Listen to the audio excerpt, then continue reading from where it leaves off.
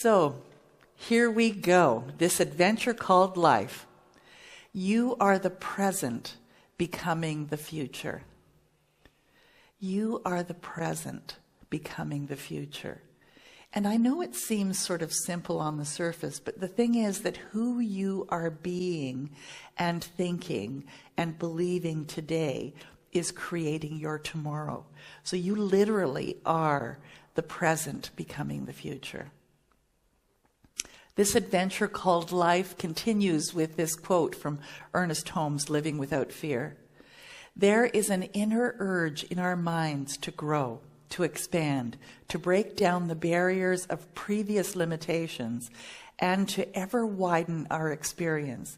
This persistent urge is a divine influence, an irresistible force, and constitutes the greatest impulse in human experience. And basically what Ernest Holmes is saying here is that we quite literally have this divine impulse. We get this dissatisfaction in life because we're stagnant, because we're staying still, and there is a part of us that naturally is looking to expand, to experience more, to be more. And so that's what I'd like to explore today. So I'm going to look at where's the risk if you were to expand your experience. The idea of saying yes and that the universe says yes. And again, remembering our oneness. So are you ready? So where is the risk? If you truly believe that you live in a benevolent, loving universe that is constantly supporting you and constantly saying yes to you, then where is the risk? There's actually no risk other than to be open to some new possibilities. And that can seem a little scary until you start to experiment with it, until you start to see that the other things that may occur that you haven't allowed in are even more amazing, more fun, more joy-filled, and maybe even more peaceful than what you were experiencing before when you weren't allowing it to happen. In the midst of plenty, humanity lives in want because of fear. To overcome fear is the greatest adventure in the mind of man. This is from the Science of Mind book, page 404, chapter 4. And, you know, it's interesting. Would you agree with that? That in the midst of all this abundance in the world, that people still are feeling unfulfilled and living in this state of want, and that they're really quite fearful. Are you experiencing fear in some area of your life? Because, you know, it's as simple as a choice. It's not easy always, but it's to recognize that it is as simple as a choice. You're invited to look at where you are, allowing this one life to show up. And here's a great picture. I don't know if you know about this celebration in India, but I don't remember what it's called now, where people are throwing this powdered paint around and they're covered in powdered paint and it's a huge mess, and I'm sure it's a huge mess to clean up afterwards, but it's that childlike ability to just be free and to just experience and not worry about what anybody else is thinking or how crazy or silly you might look, but to just do it and just to express. So where are you taking holy risks to evolve? And what do I mean by that? A holy risk, which almost is an oxymoron, because there are no risks in spirit, but where are you willing to expand your belief and experience of spirit as you and your life so that it can come in and show up in a grander way? How often are you taking chances or opportunities to let your spiritual magnificence be your experience? I know that as children, many of us were taught to not be too proud, to not boast about yourself, to not sound like you're better than or that you have an inflated ego. And I think in a way we were done a disservice. maybe more than in a way, maybe completely we were done a disservice. Because the thing is that each of us is magnificent. Each of us, when we started out, up until about the age of 4, we were just happy and joy-filled if our life was fairly secure and safe and we were living in a loving environment.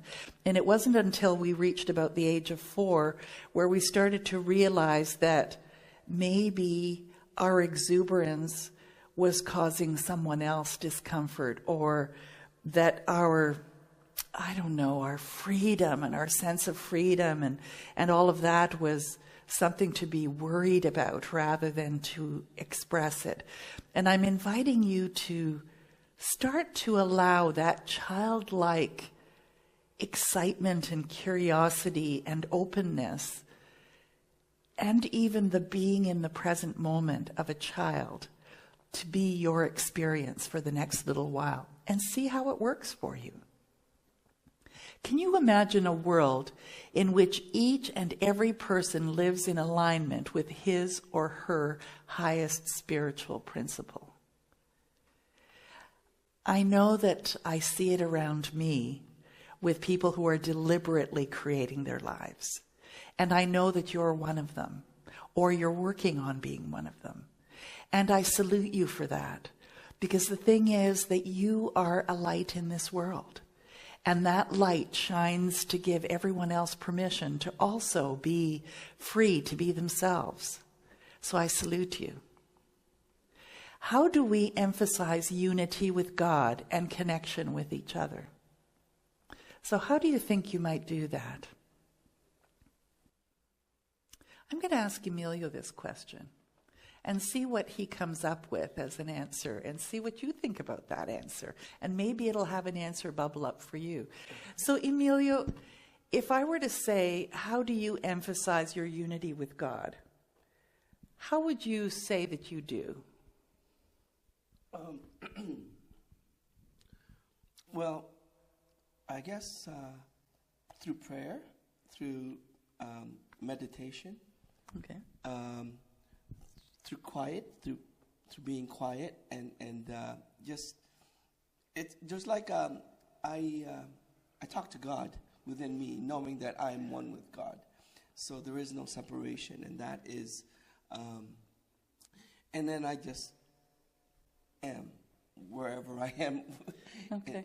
So what does it do for you? Do you feel more peaceful, or are you more relaxed, or what? How would you define that experience? Of being one with God, and there's no separation, and there's no, just perfect self-expression, I think it is. That's how I feel like I'm just being honest and truthful with how I feel and who I am at that moment. So what I'm hearing you say is that you feel a sense of safety to do that. You don't feel uncomfortable to do that. And yes. Okay. Yeah. Did that take a while to get to that place? Oh, it's an ongoing process. Okay. I mean, things change all the time, and certainly my consciousness has its ups and downs. Don't we all? Yeah. With everything that's going around, going on, to remember the truth, remember that this too shall pass, and that this is also happening for me, even though it doesn't sometimes seem like it Or look like it. Look like it. Okay. Right. Okay. There's a higher outcome. I think it's, there's the hope. My hope is my looking up, and that's my that's how I emphasize. So could I safely say then that your hope comes from the knowing that there is a positive answer at the end of it? Absolutely. Okay. Absolutely. And that keeps me optimistic. It relaxes me, even though sometimes I see the news and I worry or I cry. Yes. Because of the struggles that everyone is going through. Mm-hmm. And so that's why it's prayer, and then knowing that it's all happening for a better result, or better result, better experience, maybe a higher. It's helping us evolve to a higher consciousness. Okay. So what do you think about that? Do you go through your day when something is a challenge and remember that Spirit is really truly at the helm, but does not interject in your life unless you open to it and allow it and ask it? I mean, really, there is the grace of God, and it is always there. And even in spite of our, I'll call it our forgetting, that it is there supporting anyways. But the thing is, it's so much more powerful when you make a deliberate decision to say, I know something good is going on here. It doesn't look like it quite yet, but it may. I want you to think about when there are differences of opinion, whatever they may be, no matter how strongly you might feel in one particular direction, that becomes your reality. And you create that reality. And if you veer from that, you suffer what you believe are the consequences of that. Whereas someone else is experiencing exactly the same thing, but with a whole different choice. So I invite you to be gentle and open as people make up their own minds in their own life about how they choose to move forward. Because that's really, truly honoring the oneness, honoring the connection, honoring that we each individually get to choose the life we want to experience. Does that make sense? We're called to a higher state of consciousness and action, individually and collectively. And sometimes that action is honoring someone else's action, even if it doesn't agree with your own. Every day our actions exist on the cutting edge of evolution, the frontier where the mind is caught between caution and curiosity. And so think about this. How about with that childlike way of being that you have chosen to do over the next little while, if you have chosen to do that, that you become curious about what it is that's actually going on in any situation, especially if it's pushing your buttons. The word adventure has come to be associated with the idea of risk. However, its root is actually advenir, which means to arrive. So adventure means that there is a promise of arriving somewhere even better than where you were before. And God is our adventure. And you may be sensitive about the word God, and that's okay. What would you rather call it? Life? The divine spirit? Creator? Nothing? Whatever you choose to call it, know that this journey involves an expanded awareness that in life there is actually no risk, no failure, and no uncertainty if you start to prove to yourself how it responds to you automatically and all of the time, based on how you are being and who you are being. I've said this before, and I'll say it again. Who you are speaks so loudly, I can't hear what you're saying. And so think about, who are you being? Are you looking at life, at God, as an adventure? Or are you looking at it as something once in a while to just kind of tap into? Whatever it is, that's okay. But those are also the results that you get. You'll get a once in a while, or you'll get an all the time reaction to life. With an awareness of oneness, faith, and your active participation, the spiritual adventure unfolds. Because you have this divine urge built into you, and it's always calling for something greater to be your reality, to be your life, to be your experience. It doesn't go backwards. I promise you that. The thing is that it may seem like it, And in that seeming like it's going backwards, sometimes it's just that there are habits, people, situations that need to fall away to make room for the next evolution of what is your highest and best life. And to look at the negative, to look at the icky, sticky, to look at the challenges, and to just say to yourself, there is something good going on here. And like Emilio said, to hold a hope, and that hope comes from knowing that you live in a benevolent universe. You live in a universe that says yes to you and that is always looking to bring you your highest and best. So where's the risk then? There's actually no risk. There is only one thing happening here, and that is spirit, life, the Creator, God.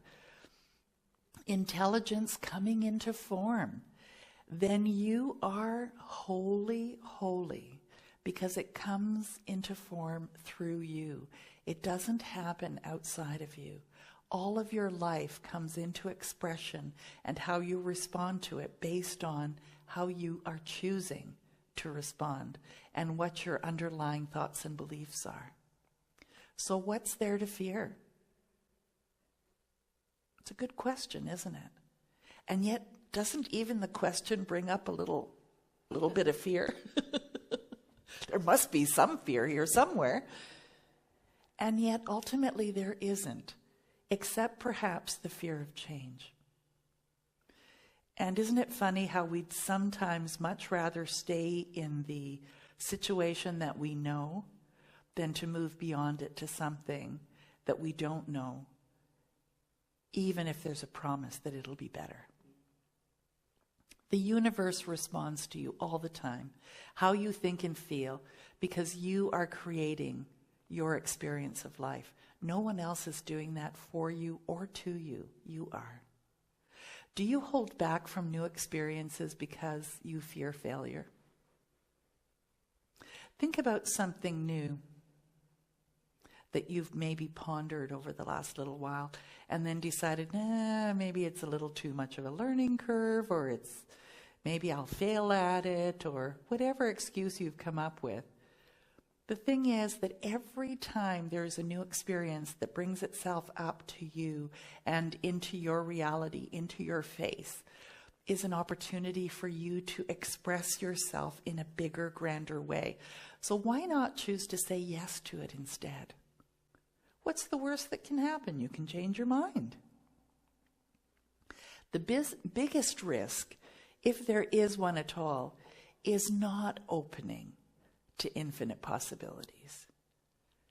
Think about some of the wonderful things that have happened to you in your life when you have just stepped out of your comfort zone.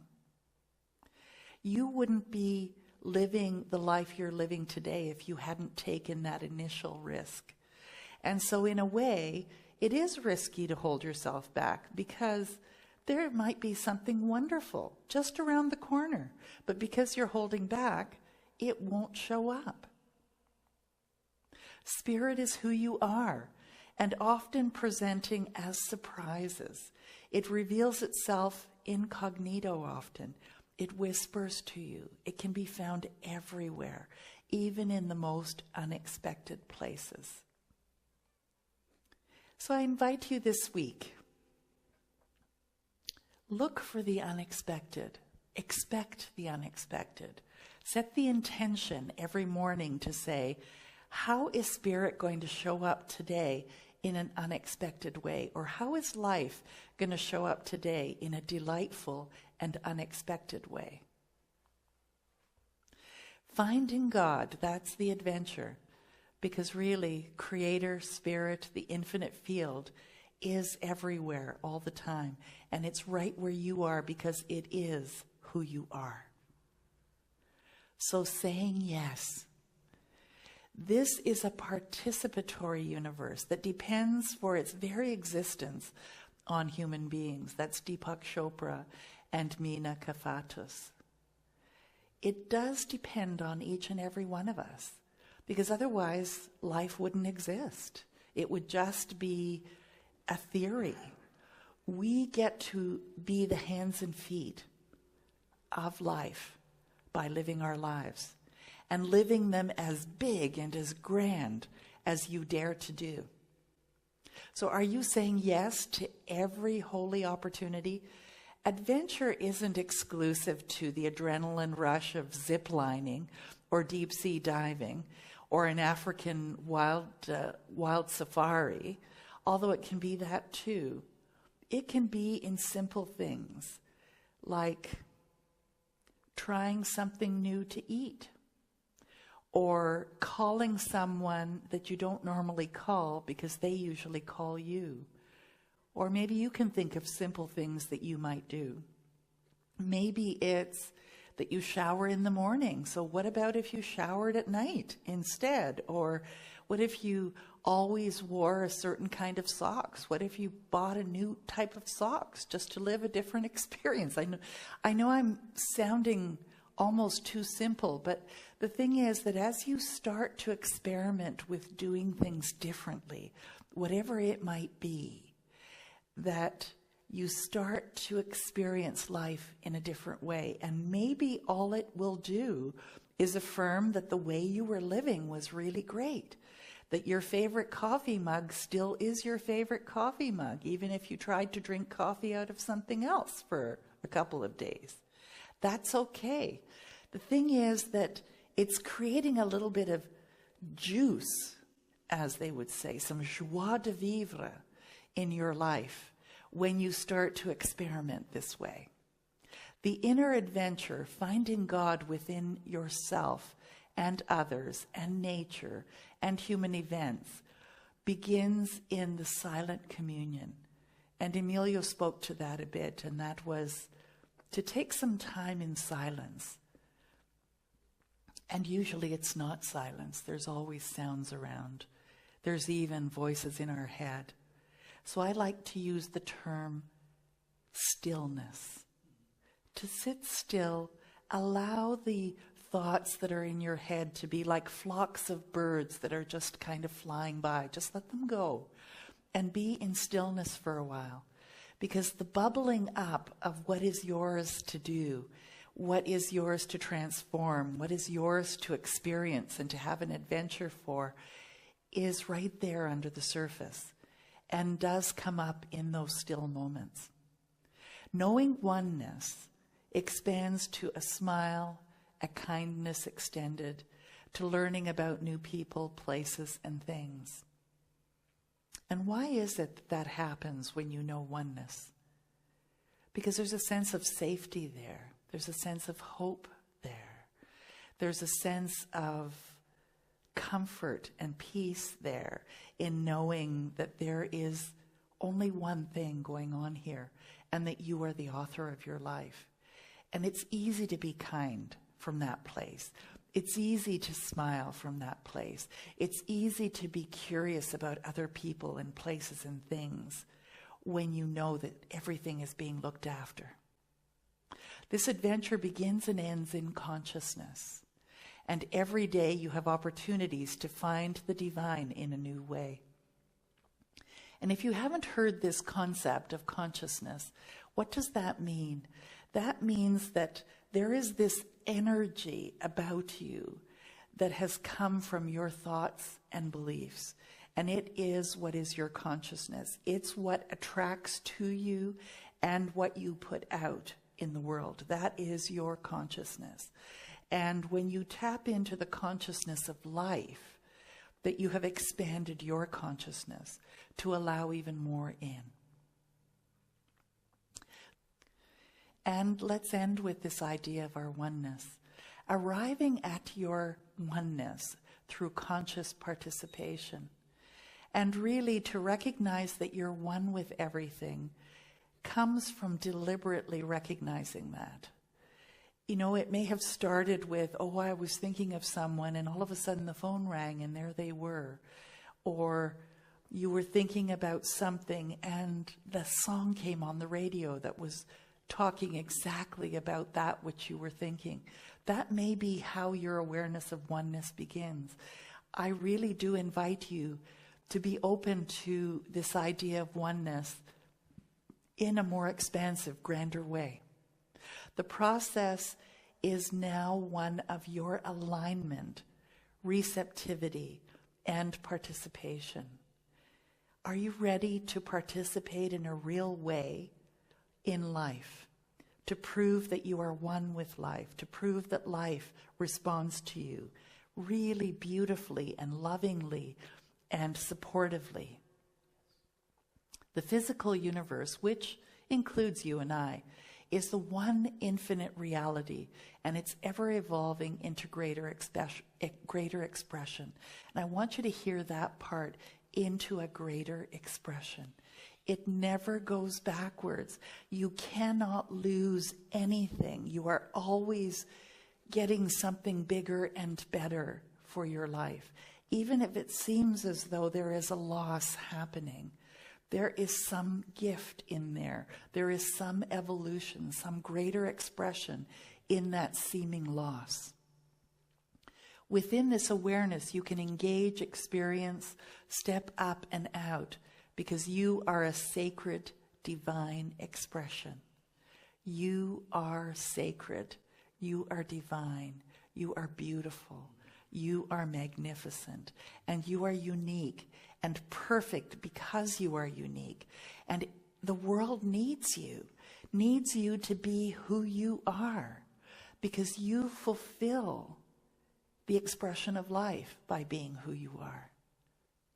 Are you ready to do that? Are you ready to stand in the truth of who you are? No matter what anybody says or thinks, it doesn't matter. What matters is what you say and think. There is only one reality, not two. There is no inner and outer, no me and you, no mind or matter. The mind has stopped conceiving of reality and now starts living it. Deepak Chopra. And I know in our human experience it seems as though there is the inner and the outer, the you and the me, and our thinking and the expression of our thinking. But there's really truly only oneness. So your call to action this week: investigate ways you hold yourself back from life. How are you holding yourself back from life? What are you hesitant about? What have you stopped growing in? What area have you just kind of become stagnant? And as you start to investigate it, that's all you have to do. I'm not asking you to change anything, just investigate it. Because as you do, ideas and confidence come up to try new things. Uncover your fears. Are you afraid of failure? Afraid to appear ridiculous or foolish to others? Like these people in this image where they're covered in paint powder, for instance. Are you ready to be as foolish as you want to be and say, who cares what somebody thinks? I'm having a good time. I want to laugh. I want to feel free. Reorient yourself with your divine heritage. Become aware of your desires, and when you find yourself constricting, spend some time in that silence, in that stillness, and listen. Ask the question, what's the worst that could happen? I know when I first met my husband, Reverend Randy, we were not on a spiritual path at this point together. He had always been on a spiritual path, but I was not on a deliberate one. And he would notice that I was playing scary what if about a certain situation, and he would say to me, okay, let's walk through this. Okay, so what's the worst that can happen? And I'd come up with something, and he'd say, well, if that happened, then what? And I'd come up with something else. And then if that happened, then what? And we would go on sometimes for 30 minutes. It got quite ridiculous, actually. And I recognized that I was the only one holding myself back. And that even the worst things that I could imagine happening were not that bad, actually. And that I was holding myself back from the freedom. So how are you holding yourself back? This is the adventure of the day. Step out and up to your spiritual magnificence. Because you are a creator of your life. You are the author of your life. What are you creating? So merge with the divine that is within you. Allow the revelation of the divine to show up as new ideas. And choose to be enthusiastic in your participation. Why not?